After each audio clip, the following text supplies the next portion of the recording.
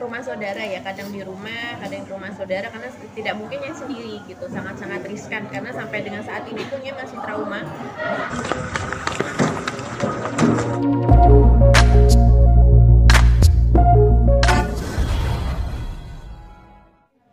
Sedikit yang tadi, sedikit yang tadi awal ya, karena biar ya Bismillahirrahmanirrahim.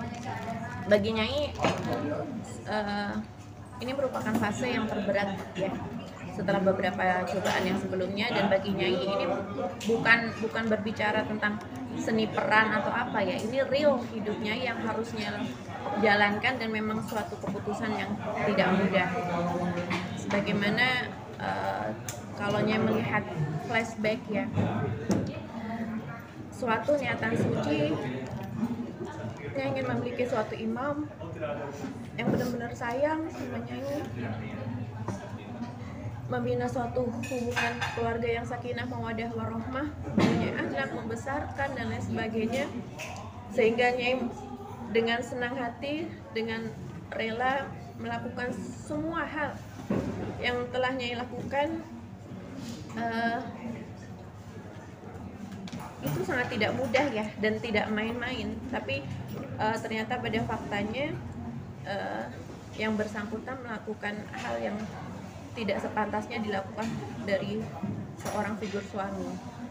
Jadi ya dengan terpaksa Nyai melakukan gugatan cerai, dan insya Allah bersama tim kuasa hukum Nyai, Pak Asgar, Pak Andika, dan tim-tim yang lain. Dan kami sangat solid dan sangat terima kasih atas segala supportnya, baik tim lawyer maupun tim psikologi dan dokter telah menguatkan hati Nyai, memberikan luar biasa supportnya, karena tidak mudah ya. Apa yang Nyai alami saat ini sangat tidak mudah. Dan insya Allah bismillah dengan nama Allah Nyai akan hadir besok Selasa di persidangan. Kondisi Baby Sultan sendiri mungkin Nyai sekarang seperti apa? Apalagi Nyai kan sekarang di rumah mungkin sudah sendiri. Tepatnya saya di rumah saudara ya, kadang di rumah, kadang di rumah saudara, karena tidak mungkin Nyai sendiri gitu, sangat-sangat riskan karena sampai dengan saat ini pun Nyai masih trauma dengan Mas Andri. Kemarin juga sempat di studio salah satu stasiun TV Jakarta untuk dipertemukan, Nyai tidak mau satu frame gitu karena masih tidak siap untuk bertemu, mendengarkan suaranya pun Nyai masih cemas gitu, apalagi ketemu muka gitu. Kalau Baby Sultan alhamdulillah baik-baik aja. Jadi kalau misalnya kemarin Mas Andri sempat menyampaikan Baby Sultan sakit, itu enggak, dia salah. Sampai membuat Nyai trauma sangat-sangat dalam kepada Anda. Perlakuannya banyak. Iya, perlakuan. Tutur katanya, segala tindak tanduknya, jadi kekerasan verbal maupun non verbal yang telah Nyai alami selama berumah tangga itu sangat membekas di hati Nyai. Dan lebih parahnya ya Bang ya, dari tim kami kan melakukan beberapa riset ya, ternyata apa yang Nyai alami ini malah diambil makna dari Mas Andri, itu malah dibilang apa Bang? Lebay. Nah padahal ya sakit hati loh, kok ya trauma itu kok dianggap sepele ya. Jadi ketika dia bentak-bentak Nyai sampai Nyai sesak napas, asma kumat, pakai oksigen, itu kok dia bilang malah lebay. Astagfirullah. Mungkin kalau misalnya Mas Andri menyamakan Nyai dengan istri-istri yang sebelumnya yang jumlahnya 4 itu, yang dibentak-bentak, dikata-katain, disiksa secara verbal maupun non verbal, mau nurut sampai dengan mempunyai anak jumlahnya 6, ya kalau bagi Nyai nggak bisa, jangan disamain gitu. Nyai mempunyai suatu prinsip dan juga mempunyai nilai kesabaran tertentu ya. Nah ini benar-benar kesabarannya udah habis gitu. Kok malah yang bersangkutan melihat yang Nyai alami saat ini malah dibilang lebay dan dia tertawa-tawa gitu. Itu mungkin sama dengan halnya dia menari-nari telanjang di depan foto almarhum Bunda ya. Kita nggak bisa pakai logika gitu. Iya, dan lumrah.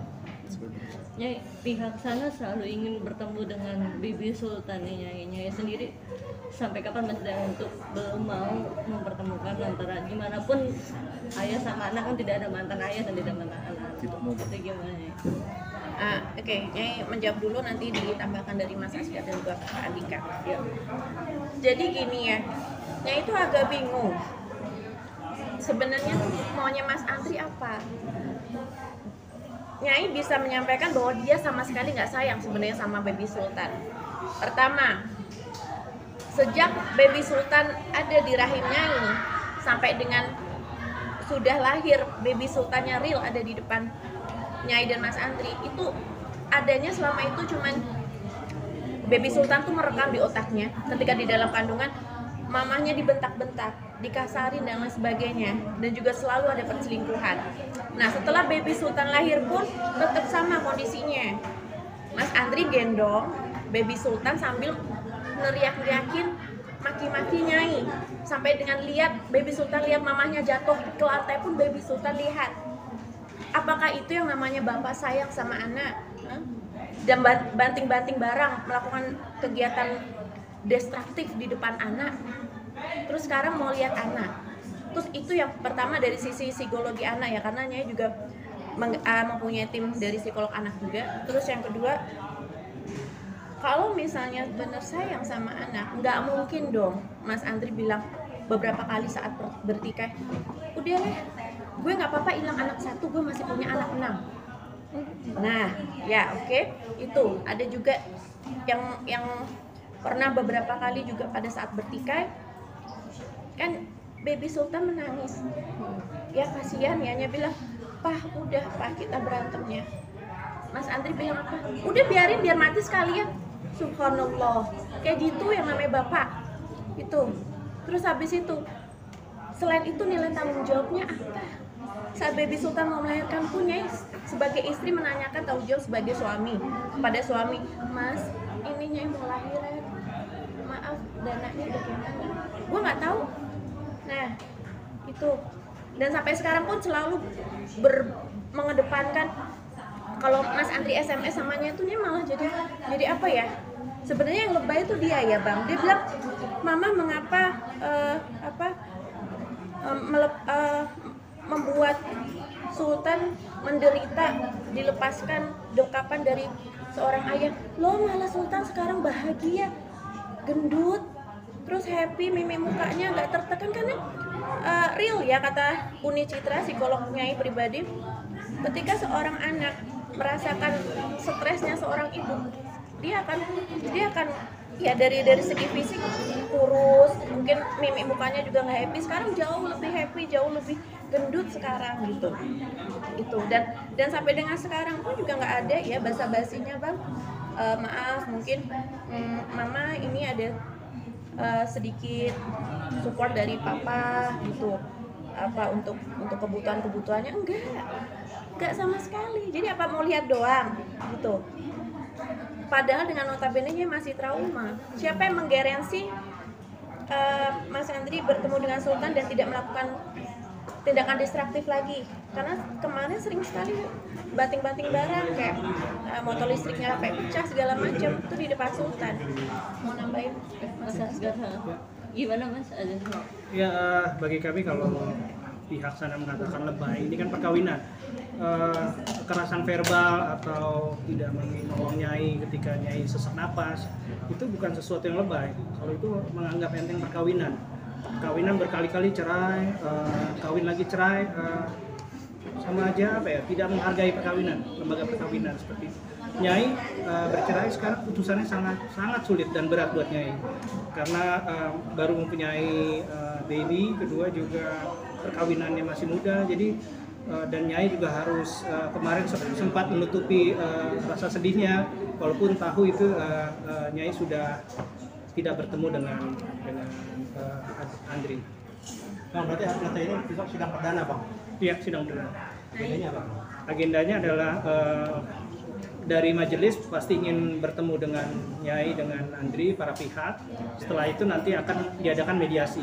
Sebelumnya kami sudah melakukan mediasi dengan Nyai sendiri, juga yang sekarang difasilitasikan oleh pengadilan agama. Ya masih takut nggak sih Nyai? Jantung deg-degan sudah. Iya, kalau baginya pribadi saya belum siap ya, tapi kan memang harus dijalani suatu proses mediasi itu. Cuma Nyai tidak mau sendiri, jadi Nyai pengen didampingi oleh lawyer di ruangan tersebut, jadi Nyai nggak mau sendiri. Nyai bawa bukti segala rekam KDRT dan lain-lain. Mungkin bukan, belum saat sekarang. Ini pembuktian kami akan membuat. Nyai kan pihak Mas Andri bilang balik lagi ke masalah benda-benda pusaka Nyai. Kemarin beliau sempat menyebutkan bahwa Nyai masih meritualkan benda pusaka. Itu sebenarnya ada korelasinya nggak sama perceraian? Itu seperti apa Nyai? Kan nggak ada korelasinya ya.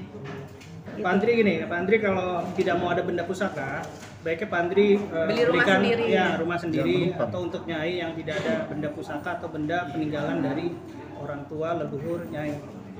Mau ditambahkan Bang? Gimana Bang? Jadi begini, berdasarkan Undang-Undang Perkawinan Nomor 1 Tahun 74 pasal 34 ya, itu seharusnya suami itu wajib melindungi istrinya, dilindungi, dipenuhi kebutuhan hidupnya, bukan malah melakukan kekejaman terhadap istrinya, baik secara non fisik, verbal, lisan ya, fisik. Ini faktanya ini tidak menjalankan perintah amanah undang-undang. Dia melakukan kekejaman terhadapnya yang seharusnya dilindungi menurut pasal 34 ya. Dan kemudian pasal 33 Undang-Undang Perkawinan Nomor 174 menyebutkan suami istri harus saling setia, saling menghargai, hormati dan harus setia. Ini faktanya beliau ini siapa Andri ini pada saat yang ironisnya pada saat Bu Roro ini hamil justru melakukan perselingkuhan kesana kesini, ini sama si ini sama si itu kan betul-betul luar biasa kekejamannya itu termasuk kejahatan psikis. Jadi itulah alasan-alasan kami Nyai ini melakukan gugatan perceraian, sudah tidak tahan lagi dengan perbuatan-perbuatannya itu, kekejaman-kekejamannya. Ini ibarat air susu di balik air tuba. Sebenarnya pada saat melakukan pernikahan itu biaya itu Nyai. Pasca menikah menumpang di rumah Nyai, yang mana ada benda-benda pusaka. Sebagaimana dikatakan rekan saya, kalau memang tidak atau alergi terhadap benda-benda warisan dari ibunda Nyai ini, ya diboyonglah Nyai ke rumahnya dia sendiri, beli atau mengontrak. Ini yang tidak, ini menumpang di rumah si Nyai, menumpang hidup, menumpang rumahnya, juga menggauli sini, itu kan sudah luar biasa itu. Ini peribahasa air susu di balik air tuba, begitu dari kami. Nyai, waktu awal nikah kan yang kita tahu kan Mas Andri itu seorang pengusaha ya Nyai ya. Apa-apa semua diberikan. Kekayaannya itu seperti apa sih Nyai sekarang? Ada anaknya, ada baby. Ya. Iya, kalau misalnya yang bersangkutan mengaku seorang pengusaha, nanti mungkin teman-teman media mencari tahu sendiri ya, karena nggak enak kalau hanya menyampaikan. Jadi nanti bisa dicari tahu sendiri.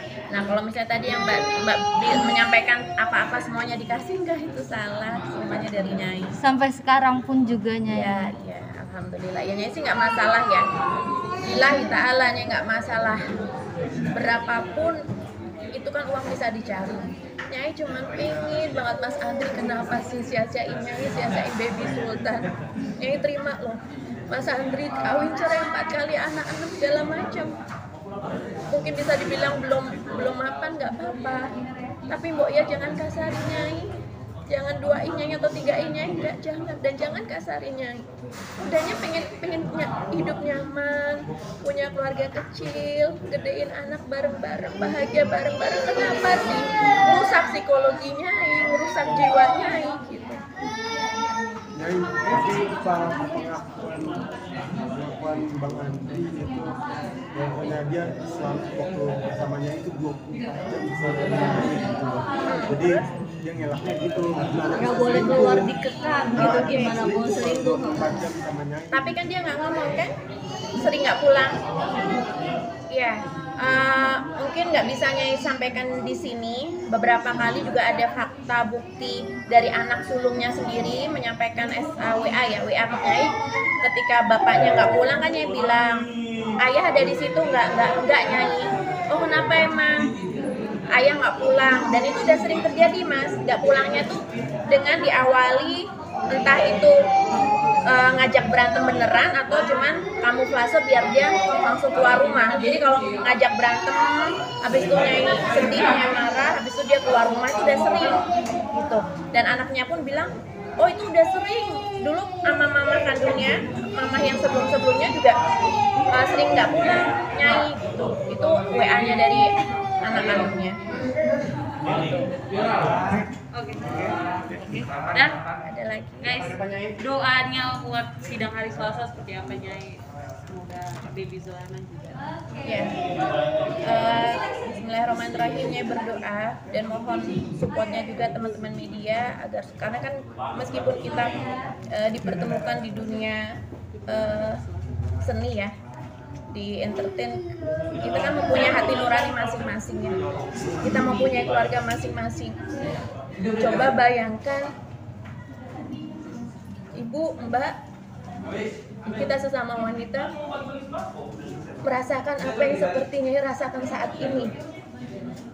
Kalau misalnya latar belakang kita semuanya sama, kita manusia hidup, diciptain Allah, punya rasa, punya hati kecil, punya hati nurani. Ketika mbak, ibu yang di depan Nyai diperlakukan seperti Nyai yang mempunyai harapan ingin bahagia, tapi ternyata begini, itu gimana? Nyai udah diem loh. Nyai diem, Nyai nutup-nutupin. Sama mbak yang dari Selebrika juga Nyai tutup-tutupin. Di awal Nyai tutup-tutupin, tapi yang bersangkutan malah press conference duluan berkali-kali. Ustadz Mohe udah bilang sama Mas Andri, udah kalau mau pisah baik-baik, tidak perlu bicara di depan media, nanti kalau mau bicara setelah selesai prosesnya cerainya. Tapi enggak, mungkin ada faktor-faktor lain yang apa ya, ingin mencari panggung mungkin di dari sisinya Mas Andri, mungkin jadi malah dia menggelar preskon duluan berkali-kali dan menyudutkan Nyai. Nyai kalau nggak disudutin nggak akan ngomong gitu. Nyai malah lebih seneng gini ya, Mas Andri legowo, secara brave, secara jantan, diam, mengakui, oke, aku selingkuh, aku kasar, aku minta maaf gitu. Udah selesai, nggak usah muter-muter lagi.